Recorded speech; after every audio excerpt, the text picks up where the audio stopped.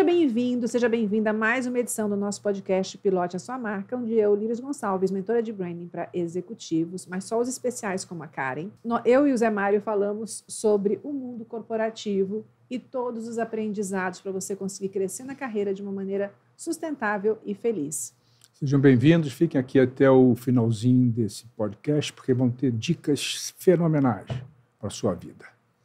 Estamos aqui muito honrados com a presença de uma outra mentorada minha, que é a Karen Gomiero.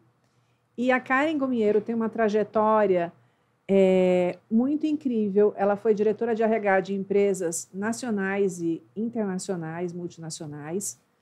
Hoje atua de forma independente como consultora e mentora. Seja bem-vinda, Karen. E nós hoje vamos falar sobre como você pode potencializar o talento das pessoas para você extrair o máximo da sua equipe e levá-la a uma alta performance. A Karen é especializada em gestão de pessoas e desenvolvimento de alta performance para organizações. E se você ficar neste episódio, você vai aprender como construir uma cultura de alta performance e gerar engajamento que impulsione os seus resultados de uma forma excepcional. Ela vai também dar para a gente algumas dicas específicas sobre como identificar talentos na sua empresa e principalmente como desenvolvê-los e fazer a retenção, porque normalmente quando a pessoa é muito outstanding, a gente corre o risco sim de perder esse talento para outra empresa do mercado. Seja muito bem-vinda, obrigada por ter aceitado o nosso convite. Bem-vinda. Eu que agradeço o convite, estou super feliz de estar aqui, acho que a gente tem que compartilhar mesmo, trocar e fazer essa rede funcionar, porque assim a gente vai gerando alta performance em todos os ambientes. Maravilhoso. Eu sempre peço para o nosso convidado, para a nossa convidada, para contar a história de como você conseguiu chegar onde você chegou. Como é que foi o começo da sua jornada? Olha, eu sou natural do Paraná. Eu fiz psicologia, fiz faculdade de psicologia, saí de lá porque queria muito me desenvolver, crescer, conquistar os espaços organizacionais. Então, quando eu fiz psicologia, eu não atuei em clínica, eu resolvi ir para o mundo corporativo. E dali eu fui para o Rio de Janeiro. Eu saí de Londrina, que era uma cidade pequenininha, uma empresa que era muito legal, que era Elevadores Atlas, estava indo para lá, mas eu decidi ganhar novos ares. E aí vocês vão ver que coragem é uma coisa importante na minha carreira. Fui morar sozinha lá, fiquei lá durante 3 anos. Você tinha quantos anos quando você foi morar sozinha? Eu tinha 24, 25 anos. Era jovem, assim, não tão jovem, mas ainda começando a carreira. E no Rio de Janeiro, sozinha, sem pai, mãe, parente, porque todo mundo aqui da região do Sul, né? E aí, de lá, quando a empresa, enfim, fui trainee lá, fiquei 2 anos lá, e depois a empresa resolveu fazer algumas mudanças, eu resolvi também sair, e eu achei uma oportunidade que tinha muito a ver comigo, porque estava relacionada já à questão da universidade corporativa, a educação, que é uma coisa que eu gosto muito. Eu fui para Santa Catarina, fui para Joinville. Meu Deus do céu! Em Joinville eu fiquei 4 anos. Fui numa empresa que era a DataSul, que hoje foi comprada pela TOTUS. E lá, nesses 4 anos, eu pude fazer assim, coisas maravilhosas na área de educação à distância, na área de inovação, fazer assim, engajamento de time, grupos, construção mesmo assim, de times voltados assim, para alta performance. Tanto na questão de desenvolver, quanto na questão de engajar. Uma perguntinha. Quais foram os seus maiores desafios? Você falou que você começou uma faculdade de psicologia, identificou que você não queria atuar de uma forma clínica e migrou para a empresa. E aí você vai morar sozinha no Rio de Janeiro. Aí, de repente, você vê uma outra oportunidade mais interessante no Sul, volta para o Sul do Brasil. Nesse teu começo de carreira, principalmente, quais foram as maiores dificuldades, os maiores desafios que você enfrentou e como é que você fez para superá-los? Olha, eu tenho muitos desafios profissionais e pessoais. Porque ir para um grande centro como o Rio de Janeiro e para uma empresa que eu fui, que era uma gigante, que era telecomunicações, recém-privatizada. Qual que era o nome? Telemar, que depois virou Oi e hoje já nem sei como é que está. era assim, uma coisa muito nova. Eu tive que rapidamente aprender muita coisa. O que é uma coisa importante, assim, de a gente, assim, eu tive que resgatar muitas coisas que eu sabia fazer em outras situações, no passado, e adaptar rapidamente. Porque você sai de uma empresa que tem 200, 300 pessoas, e você vai para uma empresa de 1.000 pessoas, do dia para a noite, sendo exigida a ter um outro comportamento, a ter uma fala diferente, a ter... foi muito desafiador. Então, algumas coisas eu sabia, outras coisas eu fingia que sabia, e as outras eu aprendia rapidamente para não ficar para trás, né? Então, esses foram desafios importantes. Agora, pessoais também inúmeros, porque você está sozinha num grande centro, e aí você tem que se virar, né? Agora, você estava com qual cargo naquela época? Eu fui trainee, depois eu fui analista. Analista de mercado, era o que a gente chamava. E era na área já de RH? Era na área de inovação? Lá foi uma coisa legal, importante, assim, para mim também, como desenvolvimento, porque lá eu não trabalhei em RH. Lá eu estava sempre junto com as áreas de RH, assim, porque eu gostava. Então, eu ficava pedindo coisas, mas eu trabalhei em área comercial, trabalhei em projeto, implantação de projeto CRM, trabalhei com gestão patrimonial. Nossa, você fez uma carreira bem, assim, não foi... Eu direto, aproveitei, né? ali para poder, assim, ter uma visão bem sistêmica de uma organização. Ir para lugares que eu não conhecia, para depois trazer esse conhecimento de volta, né? E você saiu de lá com quantos anos, da Telemar? Ai, tinha 27. 27 anos. E qual foi o teu próximo desafio depois? Aí fui para Santa Catarina, fui para Joinville. Foi para Joinville. Mais perto de casa, foco, né? um pouquinho mais, né? Um pouquinho mais perto de casa.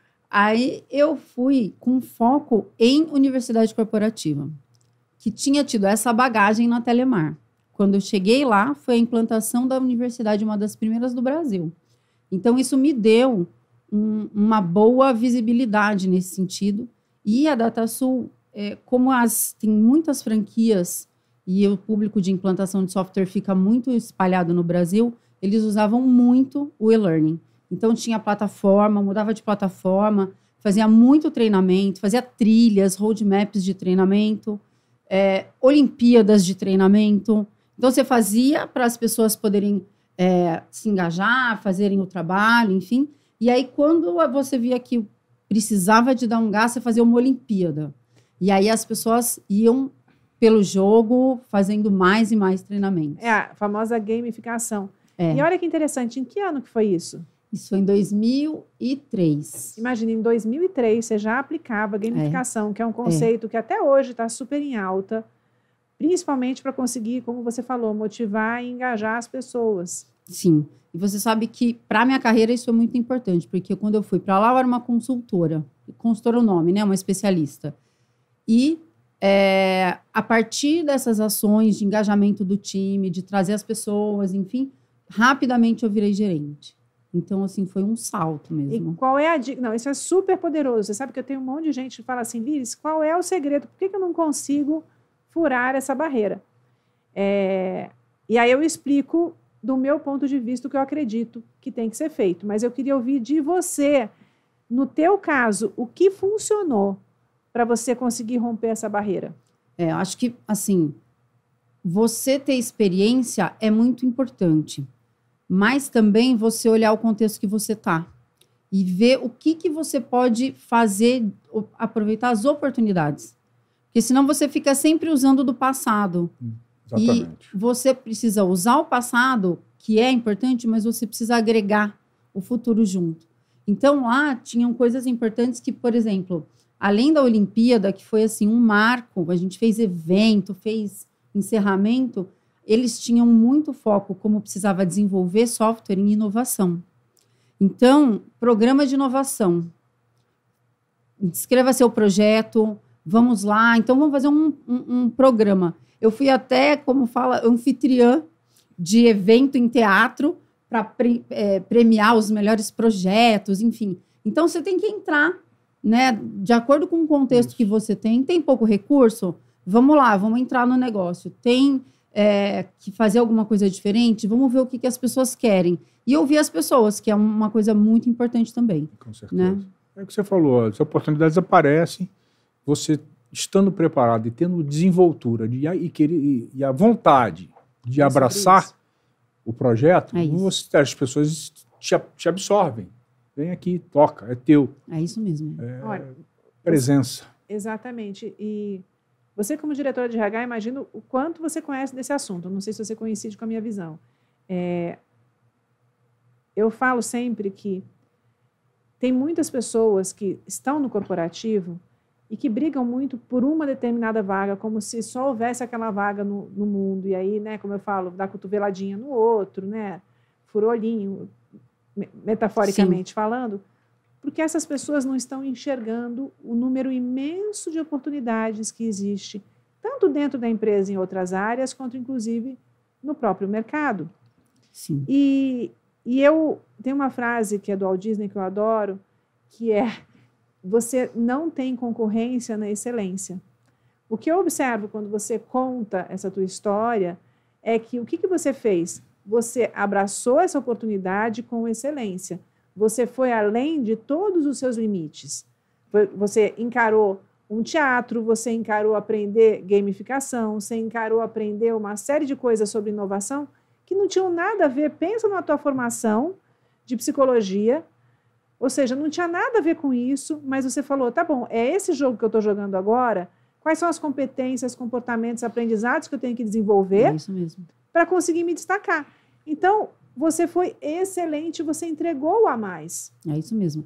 E eu falei outro dia para um grupo de pessoas, né, a importância da gente ter uma boa formação, mas que a nossa formação não define mais a gente. Com certeza. O que define são as competências que a gente traz e que a gente enxerga e desenvolve, né? Então, em qualquer tipo de formação, você vai ter algumas competências. Da psicologia, eu trouxe o saber ouvir, eu trouxe a mediação, eu trouxe algumas coisas relevantes, porém, se eu ficasse presa nisso e não avançasse, eu não ia ganhar o mercado corporativo, que é um mundo.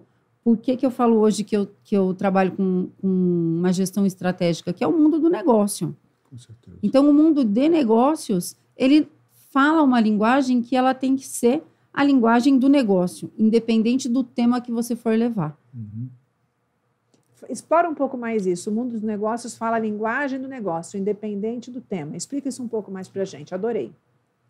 Isso cabe muito, assim, em recursos humanos, ou às vezes em marketing, algumas áreas que são áreas de suporte, até a área financeira, hoje em dia, ela já entendeu que a gente precisa falar a linguagem do negócio, que não adianta a gente olhar os nossos processos, rodar processos e não saber o que está acontecendo na empresa.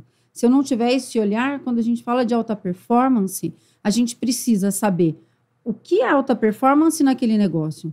Como é que as pessoas estão enxergando aquilo? Como é que eu, como recursos humanos, posso agregar naquele negócio que não tem... Não posso falar de seleção e não posso falar de treinamento se eu não entendo o que está acontecendo na área.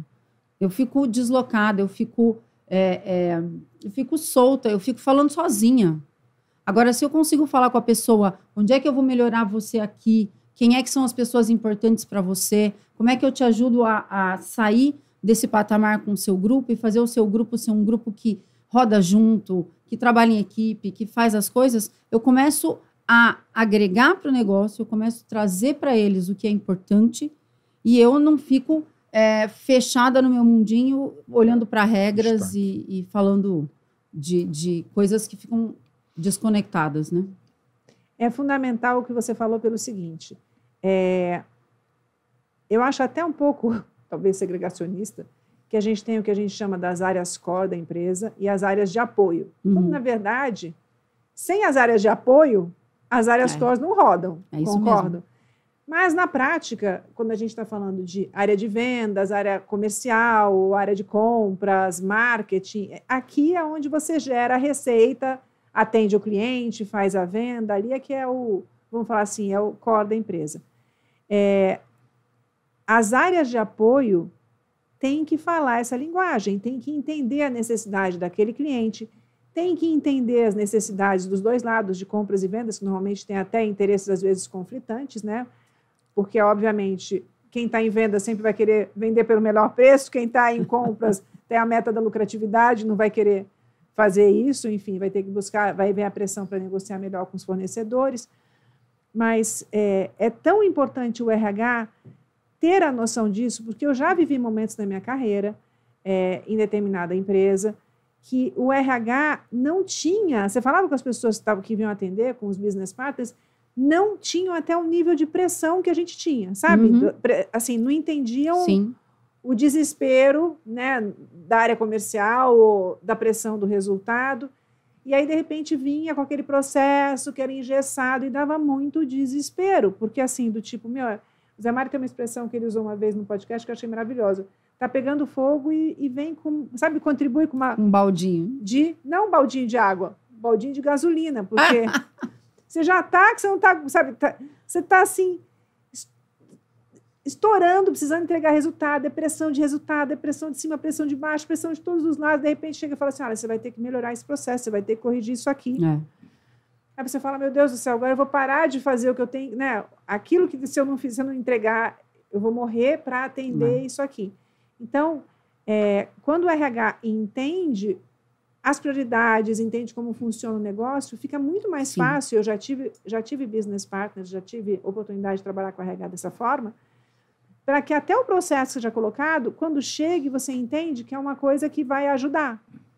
E não como mais um trabalho. Exatamente. Na verdade, se você não conhece, se você não está entrosado com essas áreas, se você não está entrosado com a empresa, você não tem como ser efetivo. Porque você não ouve, você não entende o contexto, você não sabe o que é importante naquele papel, naquela função, e como é que você vai desenvolver treinamento, como é que você vai ajudar o líder, como é que você vai pensar num programa de retenção ou um dia de planejamento estratégico com a área, se você não sabe o que está acontecendo. É muito importante ter a metodologia, muito importante. Não dá para a gente abrir mão dela. Porém, a metodologia ela tem que ser inserida no contexto para ela poder ser mais efetiva e a gente poder falar de resultado, né? Perfeito. E vou te fazer uma pergunta. Vamos dizer assim, que talvez não seja tão fácil de responder e talvez até minha visão esteja errada. Vamos lá. Ver. Uma vez eu participei de um evento de uma empresa de consultoria, já faz alguns anos. E eles fizeram uma pesquisa com várias empresas que eles atendem. E nessa pesquisa, acho que era Franklin Covey, nessa pesquisa o que eles identificaram é que a maior parte das pessoas que são promovidas a um cargo de gerência, primeiro cargo, vamos dizer assim, executivo, em que você está liderando pessoas, elas não são preparadas pela empresa. Elas são promovidas muitas vezes por habilidades técnicas ou porque elas se destacaram, mas elas são colocadas naquele cargo de liderança, têm que entregar resultado no dia seguinte, mas a empresa não investiu no desenvolvimento daquela liderança. Porque, pelo menos para a minha experiência, e eu comentei isso no podcast com a Ana Carolina, pela minha experiência, as empresas investem mais em você quando você já está um líder consolidado. Aí vamos falar de liderança, quando você já está com um cargo de gerente sênior, pelo menos foi quando eu recebi mais investimento. Como diretora, aí você recebe mais investimento.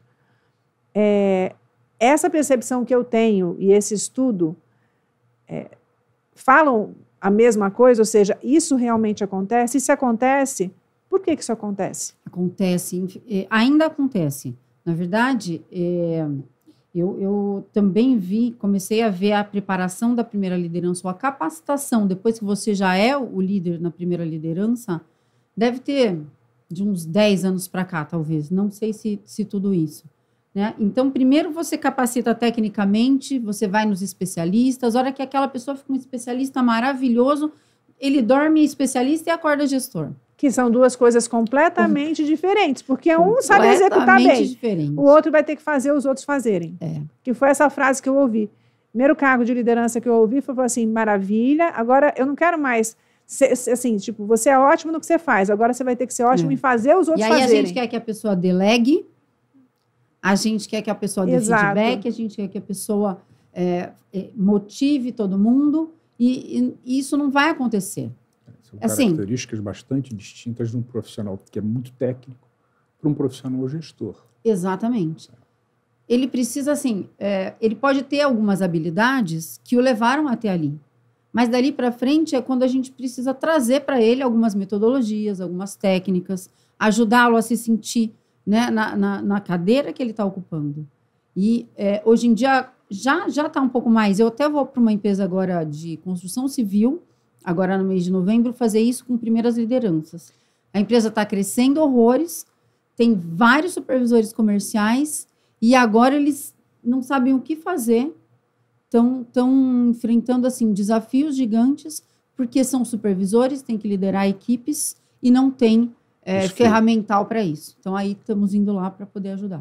Não, maravilhoso, é uma super oportunidade de mercado. É um bom problema, né? Está crescendo muito, problema. Eu preciso agora treinar essas pessoas para fazer com que os times se organizem de uma forma muito mais efetiva. É isso mesmo. Agora, o ideal seria que a empresa preparasse os próximos líderes antes da promoção. Já tivesse, exatamente. Ou seja, esses supervisores tinham que ter sido treinados antes. Pelo menos, né, um bom começo para até para conseguir alavancar, né? Até para conseguir identificar quais teriam mais aptidão para passar para o próximo nível. Os desafios das empresas, principalmente aqui no Brasil, é que os recursos são escassos. E os recursos escassos, eles são direcionados para os pontos mais nevrálgicos. É óbvio que o primeiro step de liderança é um ponto nevrálgico, mas tem outros muito mais importantes em termos para a estrutura como um todo, então o investimento corre mais para ali e menos para cá. Não sobra. Sempre pouquinho para lá. A gente tem que priorizar, não tem jeito. Né? E não dá para falar que a gente vai conseguir fazer uma realidade perfeita. Por isso que a gente tem que ir mapeando, olhando, entendendo. E agora resolvemos aqui qual o próximo passo. E a gente vendo o que está mais... E hoje em dia, assim, tem uma evolução muito grande, você falou. Hoje, os aspectos de treinamento digital, cursos bem gravados e cursos à distância, isso facilitou muito a organização de treinamento das empresas. Facilitou demais. E depois disso, para onde você foi, o que você fez? Conte-nos. Aí eu vim para São Paulo. Depois que a minha mãe ficou louca, né? Porque Rio de Janeiro, Joinville, eu falei, mãe, então vou para São Paulo. Aí eu parei por aqui. São Paulo eu vim para a Natura, fiquei 1 ano e meio na Natura.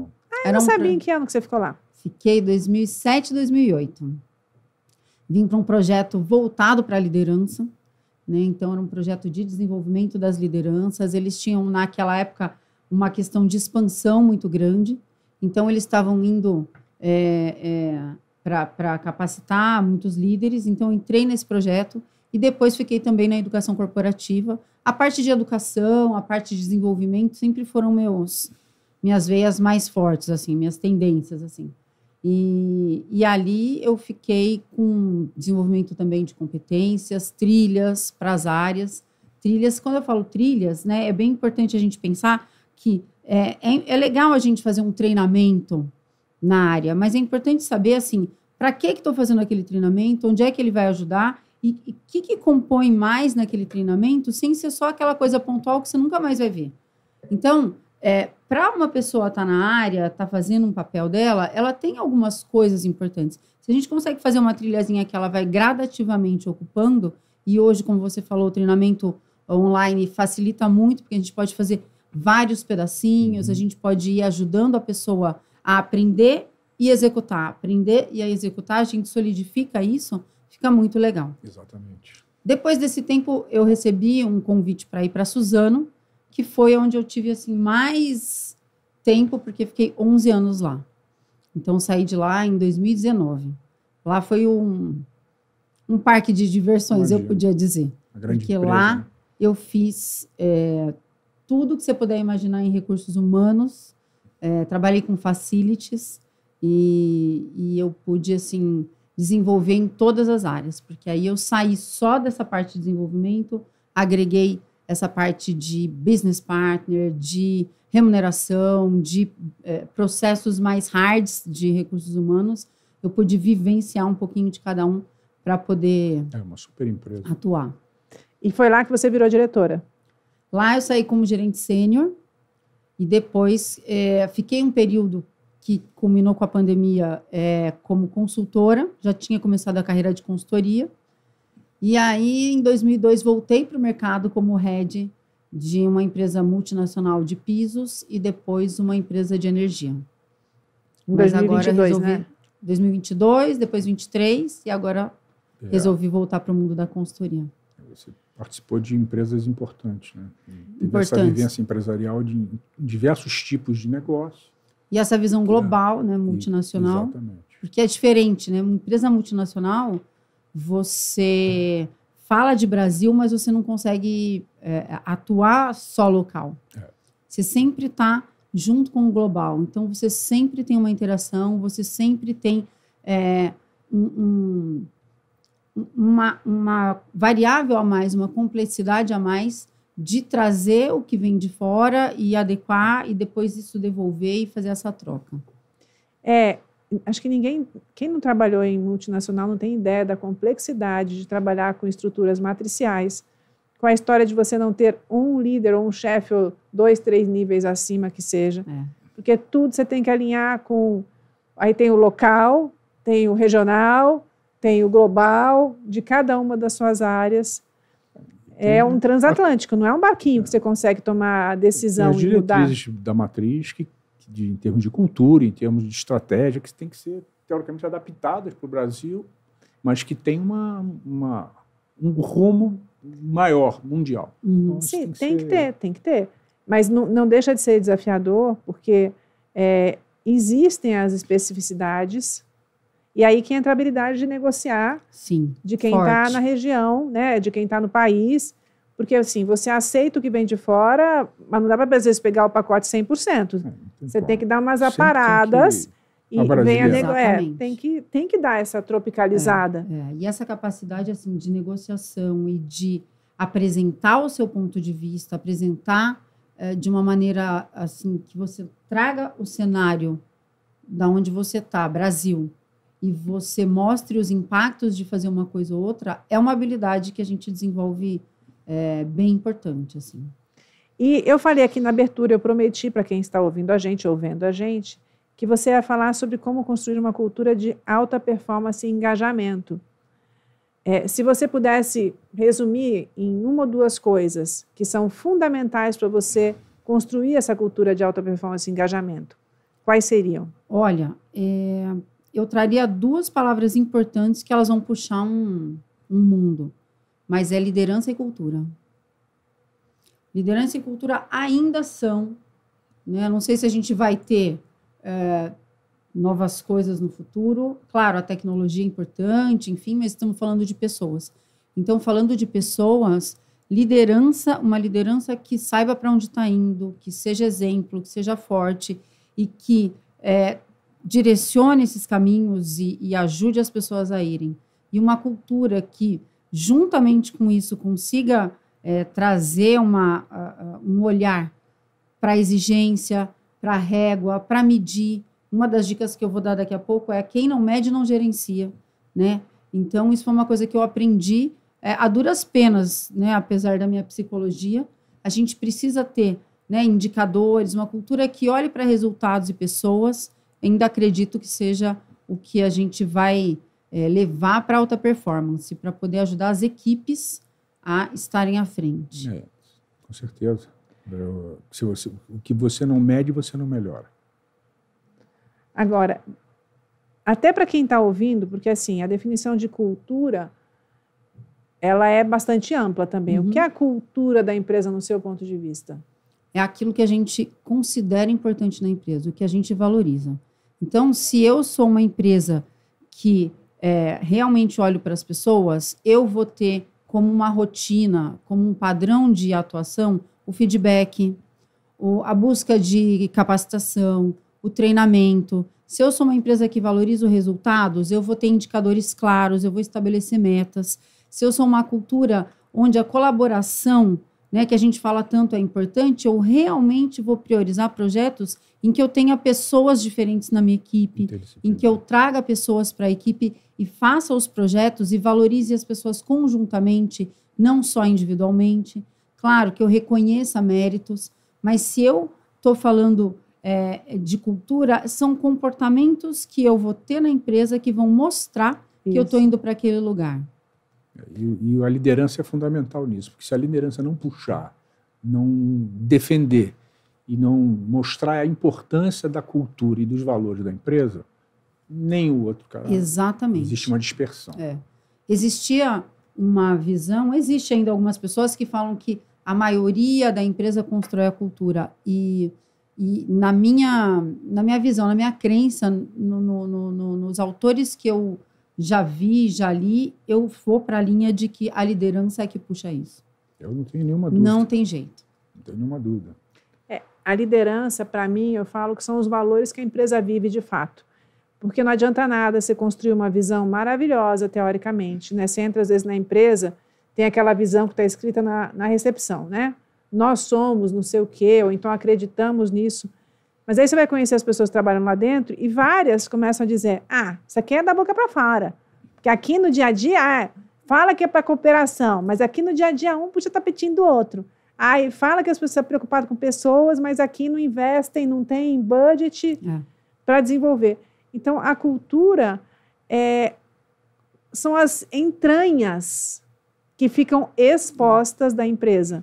Não adianta você fingir que quer uma cultura se você não consegue vivê-la no dia a dia. E sim, uma área é a cara do seu líder. Uma empresa é a cara do seu CEO. É isso mesmo. Eu trabalhei em todas as empresas que eu trabalhei, quando a gente mudava de líder, parecia algumas vezes, não todas, que a gente estava mudando de empresa. Porque entrava um líder novo, totalmente, com outras regras. Sim. E falava, a gente brincava, né? Agora parece, como é que é, festa junina. Olha a chuva, porque aí todo mundo olhava para cá. Já passou, quer dizer, agora é resultado. Já passou. Agora vamos olhar para a equipe. Já passou. Eram ondas que vinham e que a gente ficava meio assim, sabe, o que a gente deve fazer? E isso confunde a cabeça das pessoas. Eu fiz um projeto de cultura numa empresa que eles queriam rever os valores, enfim. E aí eu fiz o projeto, né, tal qual. Falei com as lideranças, falei com os executivos do board, e aí fiz focus group com as pessoas aleatórias, enfim. E as pessoas queriam muito que colaboração fosse um valor, que estar junto, enfim, pessoas. Mas aquilo não cabia para as lideranças. Não era isso. Eles queriam que as pessoas fossem rapidamente adaptáveis, tivessem desempenho individualmente reconhecido. Era totalmente diferente. Nossa, foi assim, foi uma dança conseguir trabalhar para nem tirar totalmente a questão da colaboração e das pessoas, mas manter e falar com as pessoas, porque depois eu apresentei isso, falar assim, olha, a cara da nossa empresa, ela é assim. A cara dessa empresa, ela precisa refletir o que ela é. E aí, claro, as pessoas entendem, ficam um pouco chateadas, mas se vem de alguma forma, eu participei de alguma forma, conseguimos lá fazer o negócio, mas realmente, assim, é a liderança que define. Não tenho dúvida. E também acontece, que é outra experiência que eu tive na vida corporativa, né, que a própria empresa vai mudando. Ela pode não mudar os valores, mas ela vai incorporando novas tendências, novos comportamentos. Por exemplo, hoje em dia está super em evidência a diversidade, a inclusão. Sim. Então, uma série de empresas que não tinham essas bandeiras começaram a abraçar esse tipo de valor e transformar, vamos dizer assim, numa regra. Teve uma pessoa uma mentorada que comentou comigo, que foi trabalhar numa empresa cuja bandeira era a diversidade. Ela foi porque ela acreditou nisso. Só que o que aconteceu? A empresa, na prática, começou a apontar para esse lado super louvável, mas ela não tinha estrutura de gestão preparada para isso. Sim. E na hora que você juntou uma diversidade maior de pessoas com pensamentos diferentes dos líderes que lá estavam, começou a ter uma série de conflitos. E os problemas começaram a pipocar para o RH, porque tudo acaba no RH, né? Tudo acaba no RH, não é? Ou vem a reclamação de cima, ou vem a reclamação das pessoas que vão no RH e falam. E como deu uma confusão, vamos falar assim, um desgaste acima do que eles imaginavam inicialmente, o CEO voltou atrás e falou, não estamos dando conta de gerir essa diversidade toda, e falou, não estamos preparados para implementar isso nesse momento, e tomou determinadas decisões de demissão. O que eu conversei com ela, o que eu falei com ela foi o seguinte, eu falei assim, olha, eu entendo que se diversidade é um valor para você, é importante que você procure uma empresa que tem esses valores. Só que ela falou, mas como é que eu faço de uma próxima vez? Eu falei assim, olha, a melhor maneira de você saber se realmente a empresa é a favor da diversidade do jeito que você imagina, olhe para as lideranças que já estão lá. Porque é sinal de que a empresa já está mais madura nesse processo. Sim.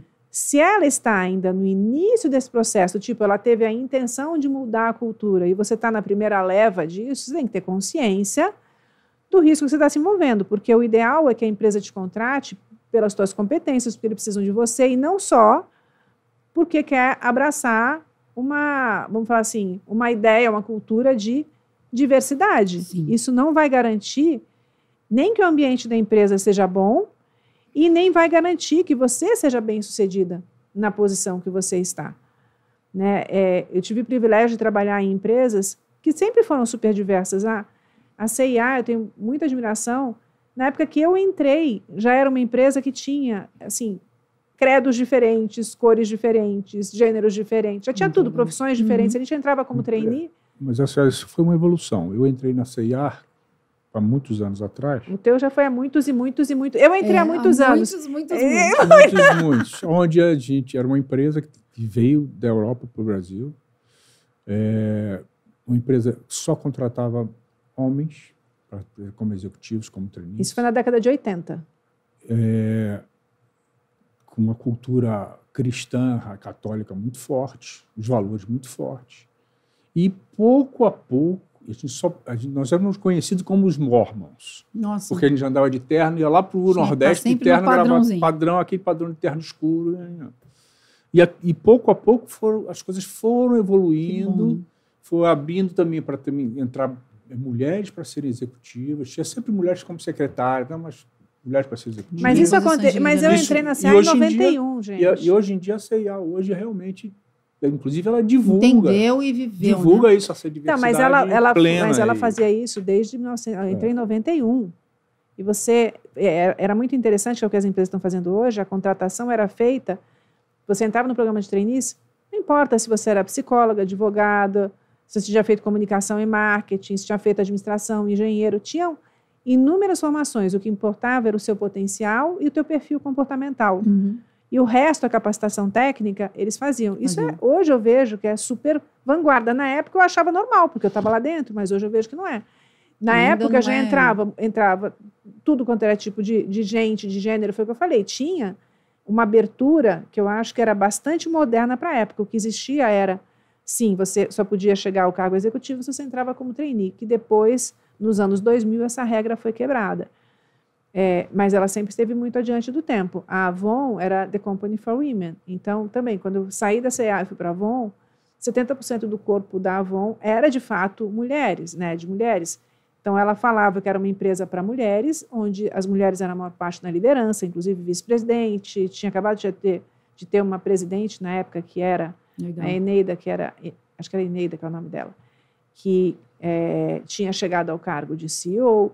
Então, essas empresas, o que elas pregavam, elas faziam. Então, quando você consegue ter essa coerência entre aquilo que você prega e aquilo que você faz no dia a dia, você adquire respeito porque você inspira confiança nas pessoas.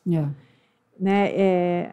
E, de certa forma, isso tem a ver com branding, porque branding é sobre confiança, coerência, consistência, sobre aquilo que você promete e aquilo que você entrega. Exatamente. E a gente está falando de desenvolvimento, né? De aprendizado. A cultura, ela também pede um aprendizado. Não dá para a gente achar que hoje a empresa não é diversa, amanhã ela vai ser. Ela vai passar por um processo de aprendizado ou diversidade, assim, como exemplo, né? Mas se a gente quer trabalhar a cultura, a gente tem que trabalhar um aprendizado com as pessoas também. Porque a empresa é feita de pessoas. As pessoas têm as suas percepções, têm a sua história. Então, a gente junta tudo isso e a gente quer que as pessoas ajam do jeito que a empresa colocou na parede. Não dá. É um aprendizado. Se a empresa, como você falou, se desgastou tanto, é até bom, às vezes, dar um passo atrás, entender o que está fazendo e ir para frente novamente. Tem grandes corporações no mundo. Toyota é uma delas. Toyota anunciou recentemente, olha, nós até aqui viemos com essa cultura política e agora nós estamos voltando um step atrás porque a gente está... porque não conseguiu os resultados não estão legais. E falando de aprendizado, agora vai ter um outro aprendizado, porque gerou esse impacto e as pessoas vão ter que remodelar uma série de coisas, inclusive a visão que tem sobre a empresa, né, a marca. Exatamente. E qual seria... ao invés de eu perguntar, gente, esse episódio daqui está diferente, que ao invés de esperar para o final, eu já estou pedindo um monte de dica desde o início. É bom que qual a gente está aprendendo. Qual a melhor dica para... Claro, com certeza. Qual é a melhor dica para engajar a equipe? Olha, melhor uma transformação de cultura. Eu acho que a gente pode fazer várias coisas, mas quando a gente fala de engajamento, a gente realmente não está falando de motivação. A gente está falando de despertar na pessoa aquilo que para ela vai conectar com você. Para a gente fazer isso, não tem jeito. É você conhecer com quem você está trabalhando, é você estabelecer um vínculo de confiança e é você genuinamente mostrar que você está interessada no desenvolvimento daquela pessoa, que vocês vão ter um objetivo comum juntas. Isso é a maior questão que eu vejo voltada para engajamento. Dentro disso, a gente pode fazer qualquer coisa. Se a gente tiver com essa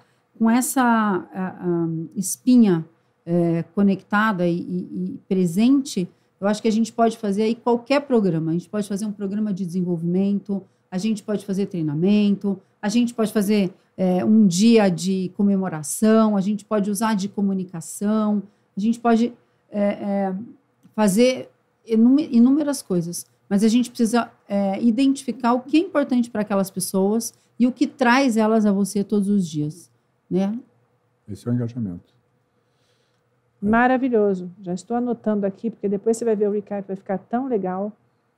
Uma coisa que as organizações muito grandes, elas têm até essa dificuldade, porque o que se falava numa empresa familiar, que eu trabalhei em algumas, é que você era valorizado quando você estava engajado porque você tinha dor de dono.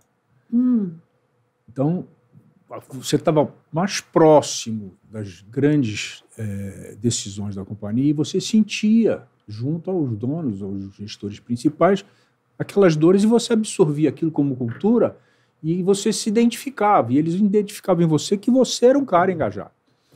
Como a organização é muito grande, quando você está tão afastado das grandes decisões, esse decantar de mostrar como é que você se engaja, como é que você tem dor de dono dentro daquele teu espaço, fica mais difícil, fica mais complexo e é um desafio grande para os gestores líderes e para os gestores de RH para apoiar isso. Sim, porque numa empresa familiar a coisa fica mais concentrada.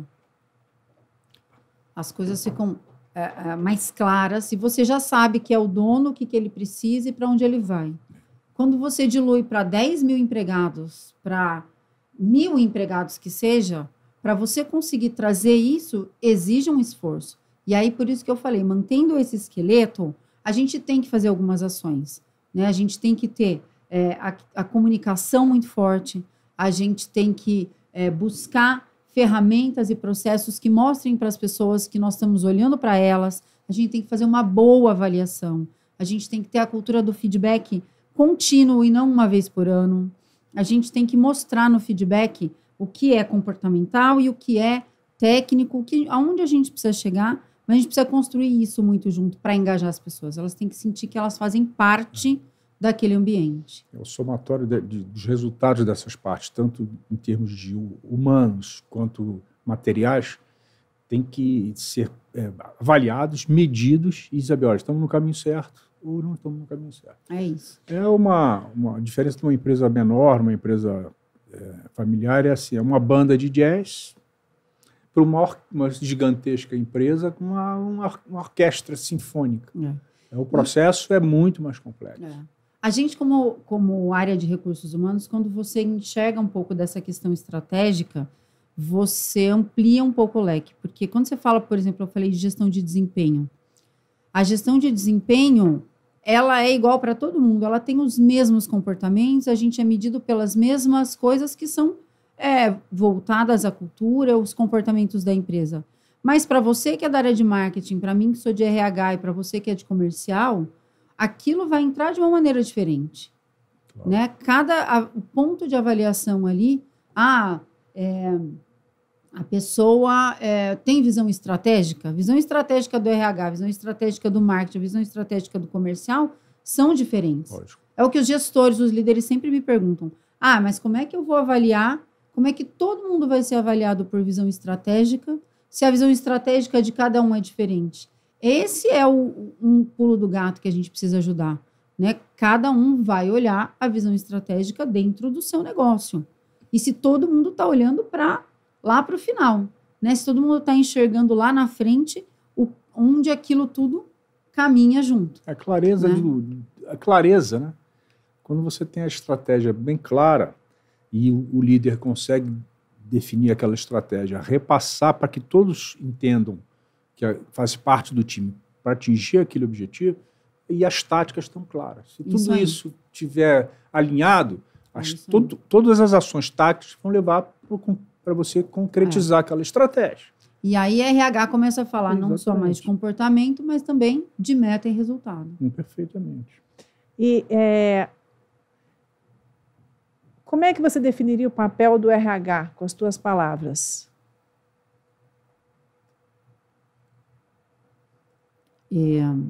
Eu vejo o papel do RH como um aliado das lideranças. Eu vejo que recursos humanos ele é um processo dentro da empresa que ele precisa caminhar paralelo. Ele precisa olhar para o negócio, ele precisa entender isso e traduzir isso nos processos que ele desenvolve. Perfeito, perfeito. E última pergunta que eu vou te fazer, antes da gente fazer o recap aqui, é a seguinte. Como é que você recomenda que as empresas façam para detectar talentos e desenvolvê-los para conseguir fazer com que eles sejam retidos na empresa? Olha, identificar talentos tem a ver com a gente poder conhecer, saber o que cada um é bom. Para a gente saber isso, eu preciso estar próxima, preciso de proximidade, eu preciso de estabelecer vínculos para as pessoas se sentirem seguras e tranquilas para me contar o que elas fazem e para elas fazerem isso com tranquilidade. A partir daí, conhecer, identificar e mapear e depois avaliar resultados é como a gente identifica a alta performance. Acho que em grandes blocos. Claro, cada um tem o seu detalhamento, mas enfim, eu preciso conhecer, eu preciso mapear isso e eu preciso ver se isso se traduz em resultado. Com isso, a gente fala que uma pessoa tem uma competência, né? E como é que a gente faz para reter esse talento depois que você identifica? Como é que você sugere para quem está aqui te ouvindo? Sem falar de programas, porque tem muitos programas, mas assim, primeiramente é a gente conseguir valorizar e reconhecer no dia a dia, celebrar as conquistas e vitórias, mostrar e apontar com sinceridade as coisas que podem ser melhoradas e podendo contar para aquela pessoa e assumindo junto, e a gente trabalhar uma cultura de autorresponsabilidade, que é a gente culpar menos e a gente se colocar mais e saber o que eu posso fazer para que essas pessoas estejam aqui no dia a dia. Vou recapitular aqui, tá? O que você falou aqui, para identificar talento, você precisa saber no que cada um é bom e por isso você precisa se aproximar das pessoas que estão na empresa, identificá-los, mapeá-los e medir o resultado. E para reter, você precisa ter um relacionamento de transparência. dar feedback, celebrar, mas também trabalhar a consciência da autorresponsabilidade. Que eu super concordo. Como eu sempre falo, sua carreira é sua, né? Vou fazer uma pergunta adicional, posso? Já que eu estou entrevistando o RH, todas as dúvidas que você sempre quis, como é que é, tudo que você sempre quis saber a respeito do RH e nunca teve para quem perguntar. Já tive, mas eu adoro ouvir você especialmente. Quero muito saber a sua opinião. Ai, gente, se me foi a pergunta.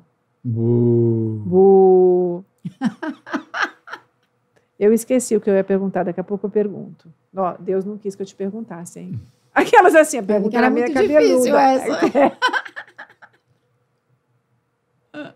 Essa pergunta era mais cabeluda, viu? Porque na hora que eu ia fazer, alguém falou lá em cima, não faz essa pergunta, tira não. Da cabecinha dela. Tira, apaga da cabeça essa pergunta. Eu queria, então, que você desse as dicas. Eu vou reler isso aqui depois pra gente daqui a pouquinho. Mas eu queria que você desse as dicas para quem hoje ou trabalha numa empresa, numa área de liderança, né? Pode ser um gerente, um diretor, um vice-presidente, enfim, que tem a dificuldade de trabalhar suas equipes, ou até mesmo para quem é um dono de uma empresa. Então, não importa se você trabalha numa orquestra ou se você trabalha na banda de jazz da empresa menor, como você deve fazer para conseguir ter uma cultura de alta performance? Vou voltar no tema da gente conhecer e identificar as pessoas. Tanto no individual como no coletivo, a gente tem que ter assessment das pessoas, a gente tem que mapear as pessoas, a gente tem que avaliar as pessoas para poder conhecê-las. Então, esse é um primeiro passo que a gente precisa dar nas empresas. A partir daí, a gente precisa criar formas das pessoas também se exporem. Elas também podem se expor para você conhecê-las. Então, não tem medo de colocar a pessoa num projeto, não tenha medo de levar ela com você para uma reunião, não tenha medo de trabalhar com ela no dia a dia e deixar ela contar, porque isso vai trazer, às vezes, naturalmente, competências que você nem imaginava que existiam.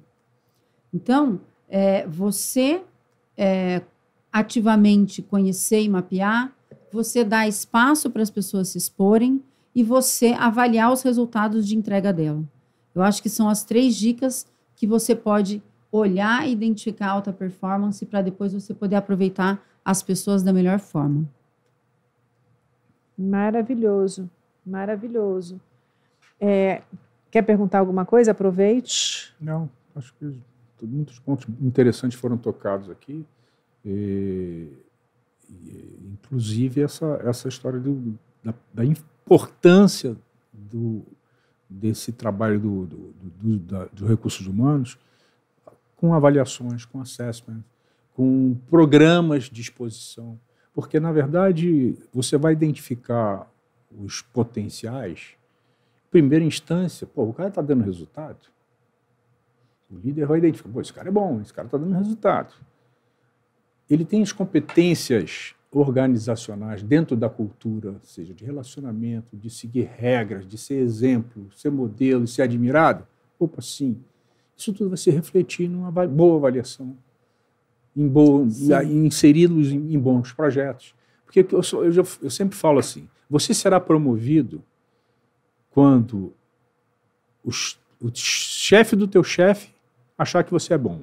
Quando o teu chefe achar que você é bom.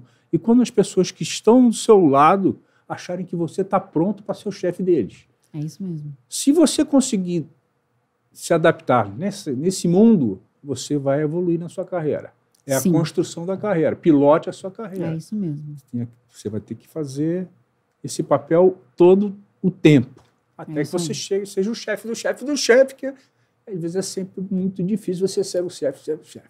E aí você pôs a cereja no bolo, né, Zé Mário? Que assim, além de você ser bom, mostrar sua competência e estar lá fazendo o seu dia a dia, é você ser visto, reconhecido e principalmente pelos pares. E os pares, eles olham para quê? Eles olham para como você está fazendo isso, se é o seu como, se é a forma que você faz, não só o que, mas também o como, né? Perfeito. E por isso que eu falo muito da questão da marca pessoal. Porque é a impressão que você deixa nos outros. Marca é impressão. É isso aí. E as pessoas não têm, em geral, consciência de como, num primeiro impacto, a gente já deixa uma impressão. A gente leva menos de 2 segundos para deixar uma primeira impressão em alguém. A gente bate o olho e já sabe se a pessoa malha, se não malha pelo corpo. Já sabe se a pessoa, quando ela abre a boca, pelo sotaque, se é de São Paulo, se é do Brasil, enfim.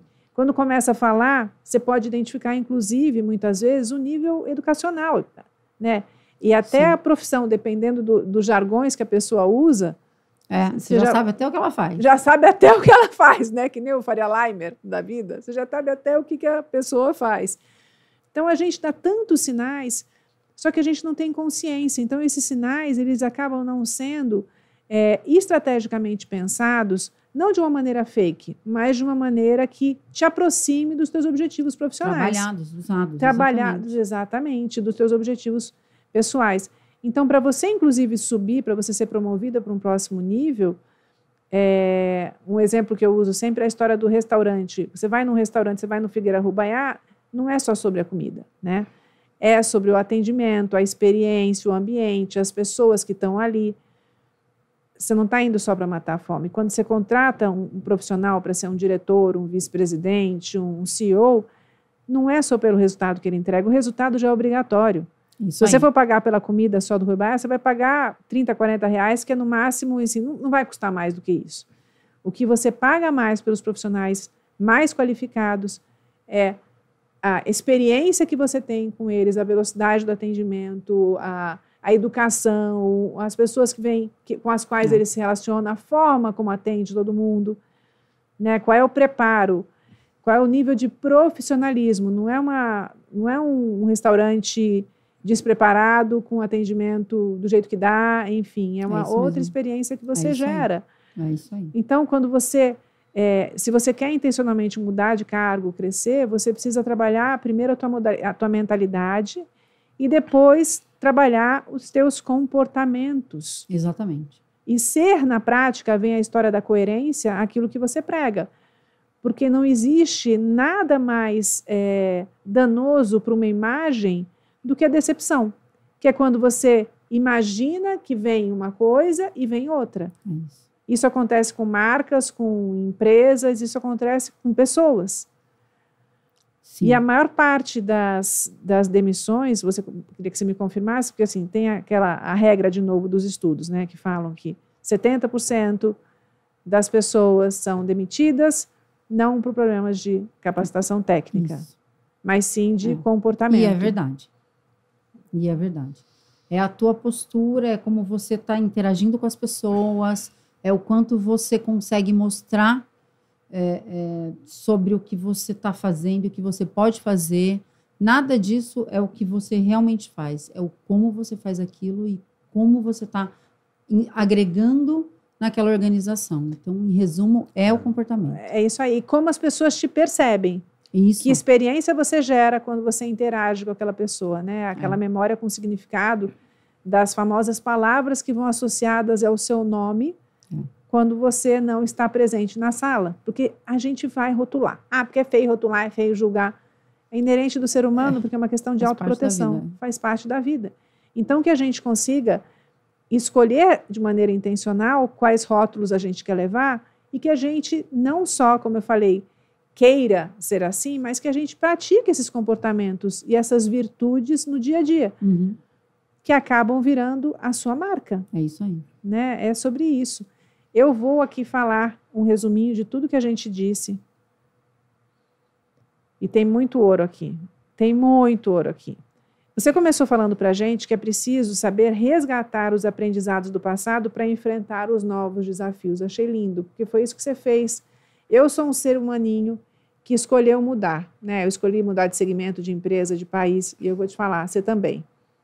Aquelas assim. A gente escolhe mudar. Se tem uma coisa que a gente não está hoje acomodada. Nunca mesmo. Foi.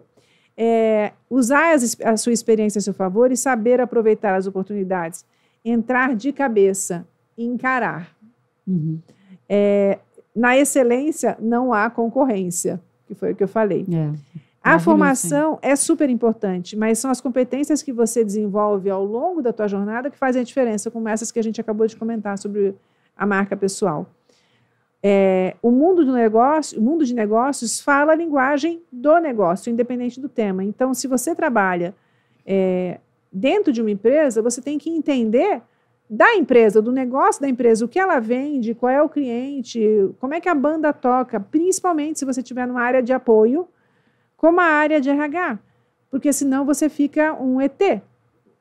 Você tem, ao invés de você agregar ao negócio, você vai ser visto como um roda presa, exatamente. E saber o que achei muito interessante, o que é alta performance para aquela empresa. Porque dependendo da cultura da empresa, independente do resultado, porque para mim alta performance não é só a entrega do resultado, é o que você entrega, mas de que forma você entrega. Alta performance tem a ver com o como. Tem, totalmente. Falei pouco disso, mas tem. E o RH, se quiser falar mais, pode. O RH precisa estar envolvido na operação, inclusive para propor treinamentos, para propor todas as coisas. Você não consegue separar cultura de liderança. Por quê? O fio condutor dos resultados é justamente a liderança. E quem não mede, não gerencia. Se você não consegue ter metas mensuráveis, você não consegue medir. Cultura é o que realmente a gente valoriza, não é só uma coisa teórica. Se você tem uma empresa e fala que você se preocupa com as pessoas, então você deve se preocupar com o treinamento, o desenvolvimento delas.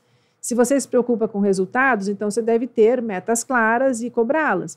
Se você diz que você se preocupa em ter uma empresa com colaboração, então você deve reconhecer e estimular o trabalho em equipe. De novo, a coerência, que é importantíssimo, né? De novo, a liderança é responsável por liderar essa cultura. Mas você fez um ponto super importante, que cultura pede aprendizado por parte das pessoas. E cada pessoa que entra na empresa, eu fiquei refletindo, vem com uma cultura diferente. Sim. É um desafio também você costurar. Desculpa. É um desafio também você costurar todas essas pessoas com culturas, formas diferentes e começar, sabe, arredondar para... levar para o mesmo patamar. Exatamente. Outra coisa interessantíssima que você falou, que eu amei, que engajamento não é sinônimo de motivação. Que engajamento é você despertar para a conexão, é identificar o que é importante para as pessoas, demonstrar genuinamente que você, como empresa, está interessada no desenvolvimento desta pessoa. Comunicação, processos, avaliação, feedback, diferenciando a parte comportamental e a parte técnica, são ferramentas que devem ser usadas no dia a dia para trabalhar a cultura da empresa e melhorar o engajamento. Adorei o que o Zé Mari falou, a empresa familiar é uma banda de jazz e as multinacionais são orquestras. O papel do RH é ser um aliado das lideranças para conseguir fazer com que elas obtenham os resultados esperados. Como identificar talentos? Você precisa, não importa se você é o RH ou se você é o líder, estar próximo do time, das pessoas, para conhecer, identificar, mapear os talentos e depois avaliar os resultados. Então, começa com uma investigação e termina com uma comprovação. Boa. Para reter talentos, é preciso você fazer esse reconhecimento no dia a dia. Celebrar, apontar área de oportunidade, trabalhar a cultura da autorresponsabilidade. E você será promovido quando o seu chefe, o chefe do seu chefe e os seus pares te reconhecerem. É isso aí. Ficou maravilhoso, hein? Tá vendo só? Muito melhor mesmo do que... Que bacana, que bacana. Parabéns. Você é ouro. Parabéns para você. Muita gente vai se beneficiar com essa informação, com essas dicas. Com 1 hora de bate-papo, eu vou falar que vale muito mais do que muito treinamento. É verdade. Concorda? Concordo. Porque isso aqui é um supra-sumo muito especial de uma super profissional do mercado. E fale aqui para a gente só uma coisa. Você hoje faz consultoria para quais tipos de empresa? Hoje eu trabalho com diferentes organizações. Eu tenho parceiros que trabalham comigo quando tem algum tema ou quando o projeto é muito grande, que a gente precisa dividir ou sair para alguma coisa mais voltada à qualidade de vida. Eu trago parceiros que são bem especialistas nisso, mas eu faço bastante trabalhos voltados para liderança, para assessment, para revisão de processos, gestão de desempenho, seleção.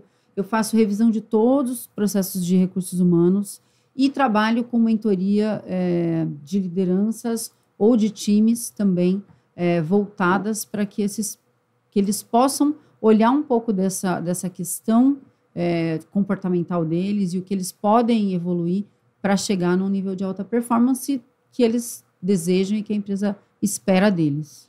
E você tem algum perfil especial de empresa? São empresas de pequeno, grande, médio porte?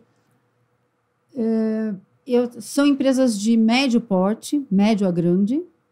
Pequenas também tem, mas volume... Volume é muito menor, porque acho que a pequena ainda está se estruturando, né? Aí é um coaching, alguma coisa, mas são médias e grandes. Perfeito, querida. Então, chegamos ao fim do nosso bate-papo. Que bom, que bom. Já estava ficando... que bom, não, já estou com saudade.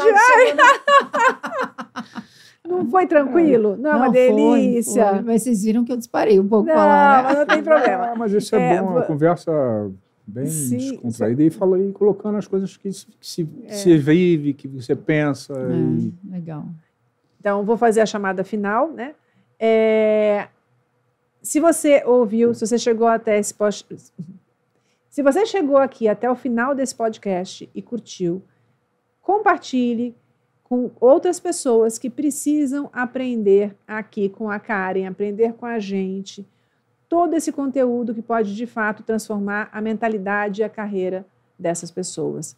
Um beijo enorme, até o próximo podcast, onde a gente vai trazer mais um convidado ou uma convidada super especial como a Karen. Obrigada, Karen. Obrigada. Até a próxima.